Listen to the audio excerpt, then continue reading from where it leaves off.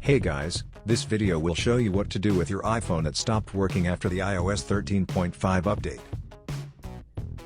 Shortly after the rollout of the iOS 13.5, some owners reported that their devices suddenly stopped working and won't turn on anymore. It is a possible firmware issue, and if you're one of the people bugged by this problem, here's what you need to do. First solution: perform the forced restart. As long as your iPhone doesn't have any signs of physical or liquid damage, then the problem can be due to a pretty minor firmware issue. More often than not, this issue is due to a firmware crash, and what you need to do is the forced restart. To do so, quickly press and release the volume up button, and then the volume down button. Immediately after that, press and hold the power key for 10 seconds. This will force the phone to boot up. When the Apple logo shows, release the power key and wait until your iPhone finishes the reboot. In most cases, this procedure will fix the problem.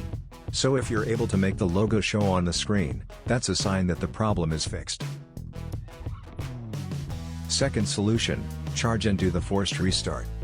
If your iPhone remains to be unresponsive and stuck on a black screen, what you need to do next is charge it and do the forced restart while it's connected to the charger.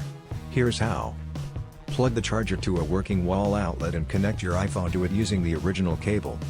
Regardless of whether the iPhone shows the charging sign or not, leave it connected to the charger for at least 10 minutes.